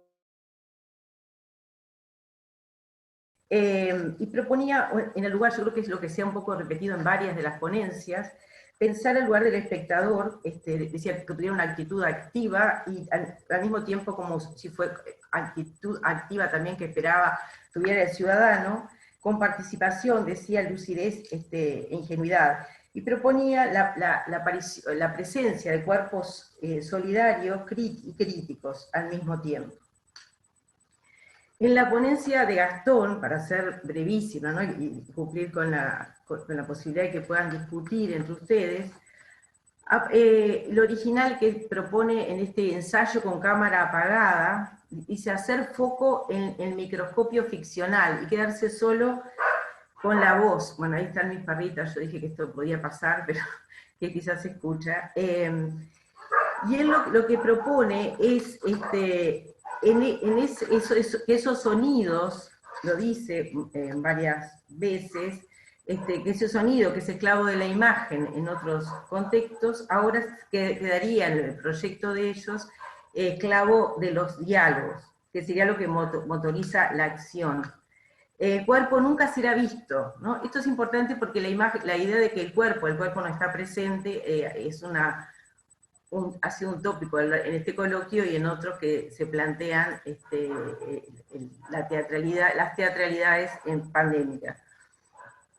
Y entonces dice, ese ensayo, y el cuerpo nunca será visto, pero se lo pone en juego, ¿no? Esto es algo similar a lo que decían las creadoras de Dos Hermanas cuando presentaban un teatro por streaming, del que he hecho una ponencia en otro lugar. O sea, aunque el cuerpo no se vea, todo el cuerpo está a disposición de esa actuación. Y al mismo tiempo, dice incorporar los sonidos del ambiente, y vuelve a aparecer allí la imagen de lo asqueroso, que ya había hablado del asco Juan Pablo. Y entonces, en esta idea de buscar como nuevos lenguajes, ¿no? O nuevos lenguajes en estos nuevos tiempos, aunque los lenguajes no son nuevos completamente, pero todos han hablado de la necesidad de experimentar, de qué hacer con esta pregunta, ¿no? Si se hace teatro y cómo se hace. Estíbaliz nos hablaba de algunas cosas que son también muy interesantes en relación a, decía ella, al archivo. Dice, bueno, un trabajo virtual donde se habla de una centralidad no planificada, con desplazamientos, y habla de archivo, repertorio, experimentación, dispositivo, imagen, todos términos que va fundamentando muy bien teóricamente, y habla es una reflexión, ¿no? sobre un espacio de creación colectivo entre mujeres que se hacen preguntas juntas desde el punto de vista artístico, filosófico y político.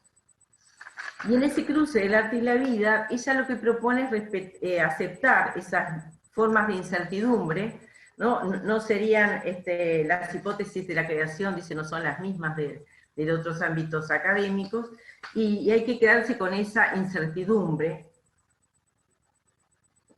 Pero aparece también la imagen de la casa o la casona,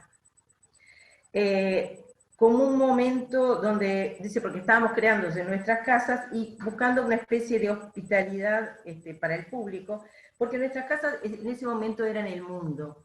Y la imagen de la casa y lo público y lo privado apareció también en la mesa anterior, en la que asistí a escuchar.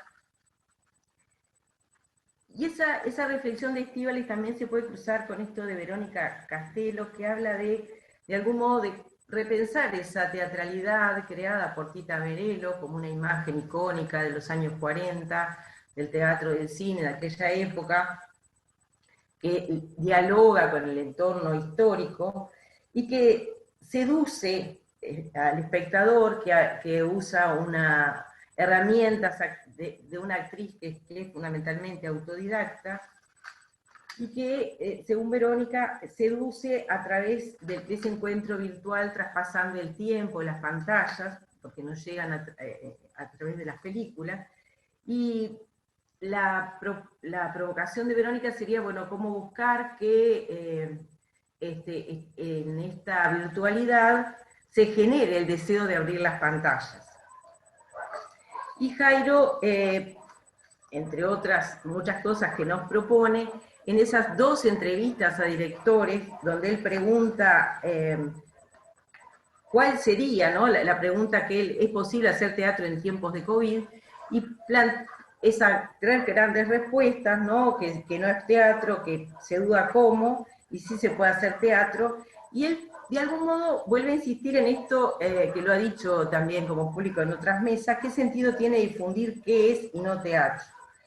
Y retomando esa definición de Cornado de teatralidad, es decir, alguien que es consciente de ser mirado, creando un juego de engaño y fingimiento, propone que de estas nuevas teatralidades digitales logren encontrar, que no discute si llamarlo teatro o no, pero es un espectáculo, y bueno, qué nuevas herramientas se podrían utilizar, y qué lugar ocupa el público. Yo creo que acá en esta mesa ha aparecido, por un lado, el rol del creador y las nuevas técnicas o lenguajes artísticos, o cómo manejarlo en medio de la pandemia, y también cuál sería el lugar del espectador. Así que abro la discusión para que van levantando la mano como quieran, y puedan hablar entre ustedes y con los demás. Y de paso, acallo el ruido ambiente de mi casa.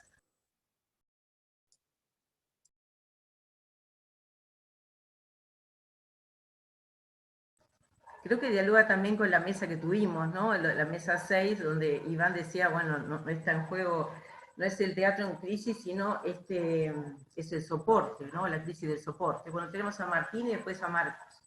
Martín. Hola, a ver, primero quiero sacar esa manita que me perturba. Acá está. No, ¿qué hice? Tenés que No estoy volver más. a cliquear como si fueras a levantar la mano y Ahí está, levanté de nuevo. No importa, no importa, ya sabemos que... Sí, no quiero perder tiempo con esto. Bueno, ahí está, no tengo la manita más. No, pensaba un poco, me pareció re interesante la mesa. Creo que estuve en varias y creo que es una de las mesas que más seguí, quizás porque, como bien decís vos, no sé si es un efecto de tu lectura, ¿no? Pero me parece que los temas iban encadenando, digamos, más allá de ser cosas muy, muy diferentes, ¿no? Y pensaba en primer lugar, digamos que hay temas que son muy disímiles, por ejemplo, no sé, los desarrollos de Gastón, en realidad todos, y que en algún punto me parece que se aproximan, ¿no? Y tiene que ver un poco quizás con esta idea, que nunca entendí del todo bien, pero me parece que aplica a esta situación, que es esa vieja frase de McLuhan de que el medio es el mensaje, digamos. Me parece que antes que nada tenemos que tener conciencia de que nos estamos manejando con dispositivos, y que esos dispositivos intentan imponernos una lógica, y que hagamos lo que hagamos, si por ejemplo utilizamos un dispositivo como el Zoom, siempre vamos a estar viéndonos en cuadraditos. Quiero decir, desconozco todas las posibilidades que da el dispositivo, que deben ser varias, pero siempre nos vamos a estar manejando dentro de un límite, que me parece que es, digamos, no quiero ser excesivamente apocalíptico, pero que es el límite que las plataformas intentan imponernos, ¿sí? Creo que estamos en un momento en donde las plataformas se vuelven dominantes, tratan de alguna manera de ordenar la realidad, de extraer algo de nosotros, ¿no? Y me parece que, bueno, en primer lugar se vuelve fundamental conocer bien el medio, conocer bien cuáles son las posibilidades. Me parece que Jairo en ese sentido fue muy, muy claro, en el sentido de las posibilidades, digamos, que da la tecnología y que es fundamental conocerlos. O sea, si no conocemos los dispositivos, si no dominamos los dispositivos nos van a dominar a nosotros, ¿no?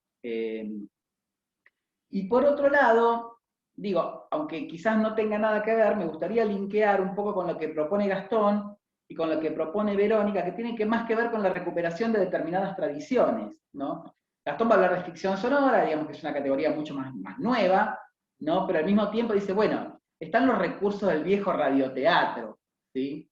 Digo, que no sé cuáles eran los recursos del viejo radioteatro, pero el ruido de vajilla es ruido ambiente, ¿no? Y también, digo, están los recursos de la actuación, digamos que no tenemos que olvidarlos, que pueden ser los recursos del cine, los recursos que usaba Tita Merello, que por supuesto que tienen que ver con toda una tradición del cine clásico, cierto modo de usar la luz, pero que también me parece que articulan otras cosas, como por ejemplo la relación de la propia Tita con los otros actores, digamos, cómo Tita de alguna manera desde la actuación arma el entorno, arma actuación, abre juego con los demás, ¿sí?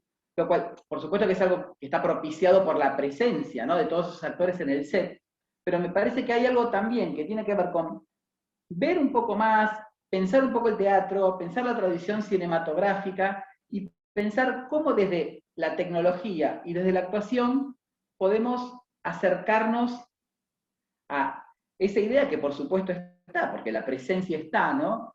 Pero, ¿de qué manera está, no? Digo cortito, pienso en esa frase final que tomaba de Cacache Jairo. Digamos, a veces uno va a ver una obra de teatro y esa presencia no se genera, ¿sí?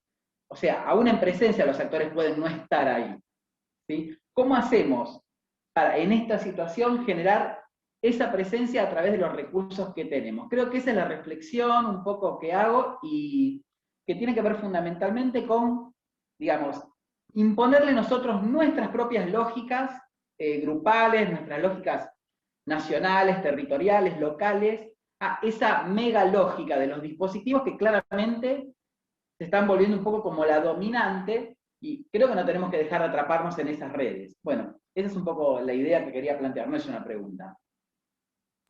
Muchas gracias, Martín. Marcos. No sé si alguno de los panelistas quiere responder a esto, pero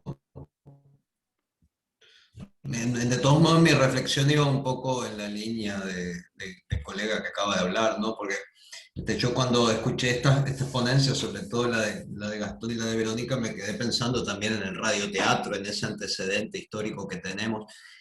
Y que claro, digo, yo creo que no solo se trata de un reciclaje de viejos formatos, yo creo que podemos pensarlo así, que creo que sería un diálogo muy rico, ¿no? También Tita Merello continuó siendo un personaje de la radio durante muchos años, entiendo que hasta prácticamente que murió tenía un programa de consejos sentimentales, si mal no recuerdo.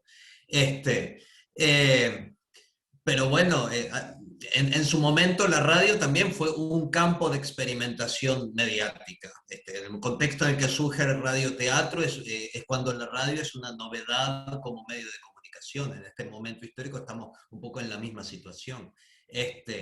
Nos enfrentamos a formas novedosas de comunicación y las artes ven cómo lidian con eso. Lo mismo se puede pensar del tránsito hacia el cine. Lo interesante de ese personaje de Tita Merello es que atravesó todas esas etapas, ¿no? Y bueno, me parece que como búsqueda de antecedentes puede ser un ejercicio bien interesante. Ahora, desde hace tiempo ya hay un diálogo entre el teatro y la tecnología, digo, desde el momento en que se incorpora tecnología a la escena, no solo en todos los efectos escénicos, sino también la incorporación de, bueno, parte de los efectos escénicos, pero también incorporación de video en el trabajo de escena. Esa experimentación ya hace un tiempo que existe. No es algo nuevo de por sí. Lo que pasa es que ahora tenemos que ver, en este contexto se vio esta necesidad de experimentar fuera del escenario directamente, ¿no? Pero bueno, A mí me parece, volviendo a tomar el hilo de reflexión que se dejó planteado en las charlas, que en principio la incorporación tecnológica, coincido con lo que dijo Martín antes, no se puede, no hay una vuelta atrás, digo, va a formar parte de este nuevo cyborg que ya somos, pero bueno, hay que tener una relación crítica con la tecnología, ¿no? Es decir, ser conscientes de la ética que hay detrás del software y de los dispositivos que usamos. Digo, yo he sido usuario de software libre durante algún tiempo y creo que ahí hay una discusión interesante sobre qué hacer con la tecnología y cómo vincularse éticamente con ella, ¿no? Entonces de ahí habría algo que aprender. Y termino con un recuerdo que tengo, hablando de tecnología y teatro.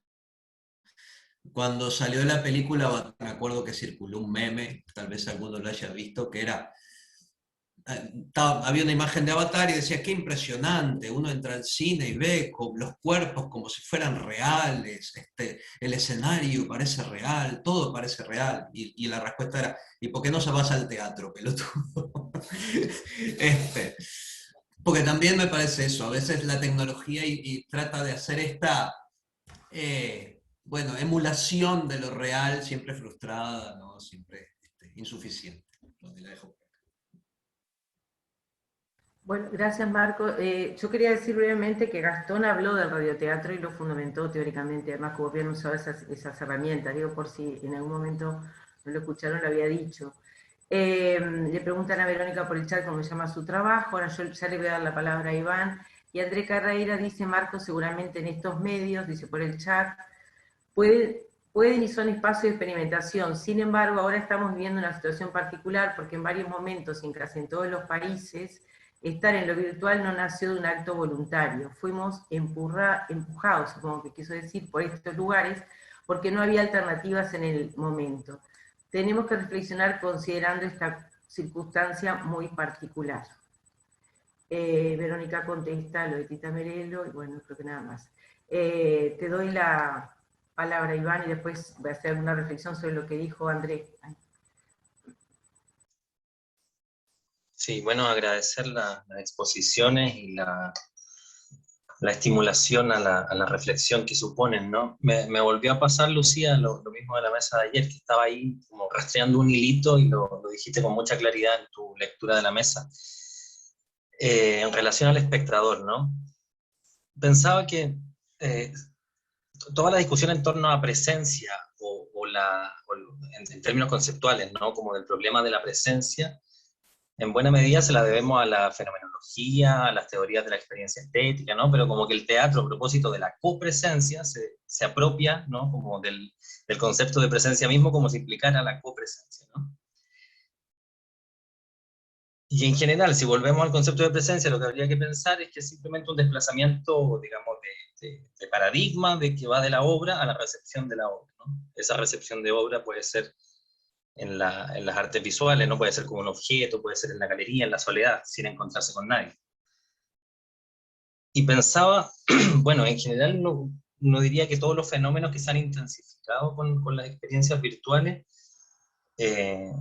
son problemas del teatro contemporáneo, ¿no? De antes. Y una de esas es la participación, o el espectador como, ya no solo como sobre quién se va a pensar el acontecer de la obra, sino que también el lugar donde se están depositando las esperanzas de que algo suceda, ¿no?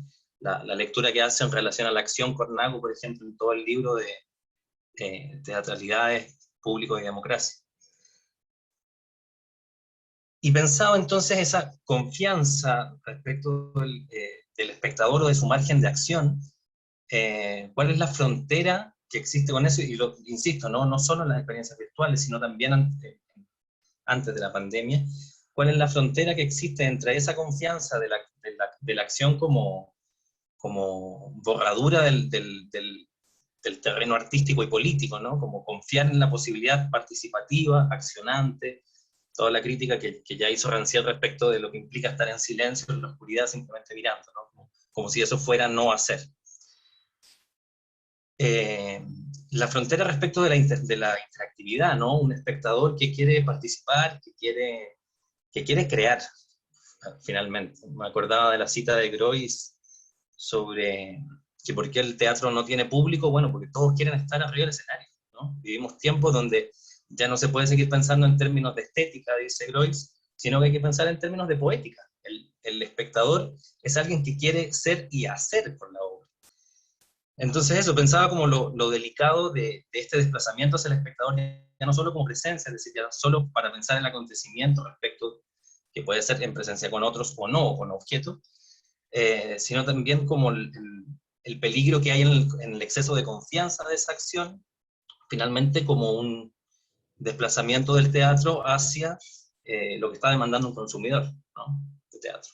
Y lo que está demandando el consumidor es participación, porque está aburrido de estar simplemente mirando, ¿no? Porque la época, incluso uno podría entrar a leerlo generacionalmente, ¿no? Porque la época nos permite eso. Las redes sociales, a propósito de las discusiones en relación a los dispositivos, ¿no? Las redes sociales nos permiten eso, ser todo el tiempo, ¿no? Ser y hacer. El teatro demanda en ese sentido la reflexión, la distancia, el quedarse callado, ¿no? El dejar hacer parar al mundo un momento. Eso, como que siento que hay una paradoja ahí a la que habría que atender, que el espectador que hace es un consumidor feliz, al mismo tiempo que un ciudadano participativo. Gracias, Iván. Probablemente te robe las ideas, debo tener una cámara por ahí que coincidimos en alguna síntesis.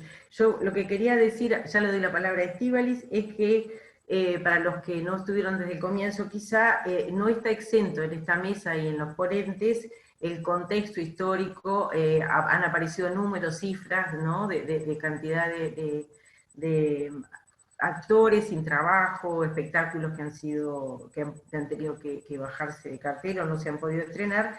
Y creo que la otra idea que recorrió las ponencias es la idea del cuerpo y el vínculo con lo político, ¿no? O con lo político en el sentido más amplio, esas políticas, que son también políticas culturales, esto se cruza con lo que María Pola había planteado en su ponencia en la mesa anterior. Todo tuyo, Estíbaliz, del micrófono.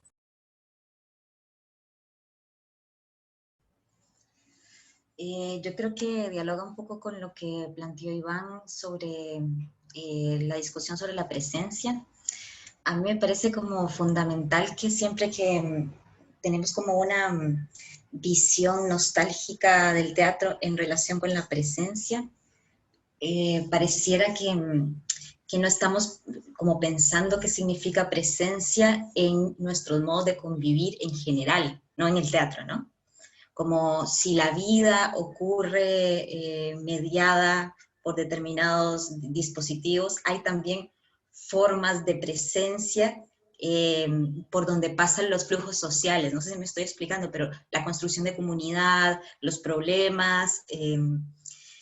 Al fin y al cabo, si el teatro o el arte en general debe interrumpir la lógica del mundo por un momento, suspender la lógica del mundo por un momento, tenemos un mundo aquí que también está sucediendo y que tendría de alguna manera como que dialogar o repensar esa interrupción, en qué consiste esa interrupción. Y por eso traía el ejemplo de Mujeres que Cantan, a propósito de lo que significó para nosotras como espacio de... Nuestro espectáculo es presencial, finalmente, ¿no? Pero lo que significó en ese momento la asamblea, conversar, juntarnos, como el espacio de comunidad, lo político de ese espacio de virtualidad, que probablemente si hubiéramos estado con posibilidad de juntarnos a ensayar, nos juntábamos y ensayábamos, investigábamos o sea, sería otra cosa que sentarnos como a pensar el problema. Al final, la obra termina siendo un poco lo que pretendía ser en el principio, pero en términos como de proceso, ¿no? De investigación. Pero al final, lo que atraviesa esa condición en que se ejecutó es la pregunta sobre eso, sobre la comunidad, sobre a qué le estamos llamando presencia, y qué es lo que aparece o no de manera nostálgica en esa convocatoria a la presencia. Eso. Muchas gracias. Dicen por el chat, alguien, María, alguien... Sí, estamos en hora. Sí, pero Roger, tenemos un privilegio, nuestra sala no va a ser usada, entonces vamos a salir... Pero la conferencia de Dubati empieza a las 6. Bien, no la vamos a perder, Roger, ya quería... Parece que sí.